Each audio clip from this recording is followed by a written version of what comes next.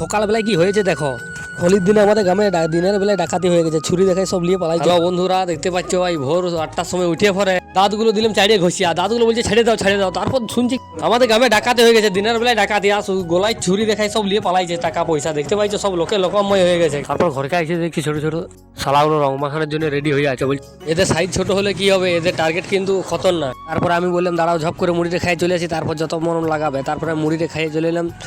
তারপর ভাইজি কান্না করছিল, মামা ঘর চলে যাবে কাজে, মামা ভাত খেতে, তার জন্য কান্না লয় একটা চাইনিজ গান করছিল, তোমরা বুঝবে না, করে চাইনিজ একটা গান করছিল, আমি বুঝতে পারি ভালো।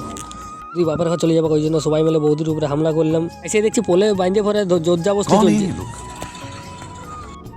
कहां से आते हैं? আমাদের এখানে এমনি হয়, গেঞ্জি ছিঁড়ি কালি মাখামাখি। हमारे यहाँ ऐसा ही होता है।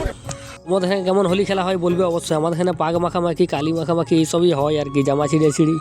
দেখতে পাইছো সব মাখাই কি করেছে, ভূত করে দিয়েছে, ভূতগুলোকে চিনতে পারা যাচ্ছে না। তারপরে দাদা বৌদি ভাইজি সবাই বাপের ঘর চলে গেল। দেখতে পাচ্ছ আমাদের বাপির সঙ্গে মামা ঘর গেল মামা ভাত খেতে। সবাই মিলে যাই ফেরে টোটোতে চাপাই দিয়ে পরে আমরা চলে এলাম ঘরকে, যাচ্ছি চান টান করে বেটা দিকে খাওয়ালাম।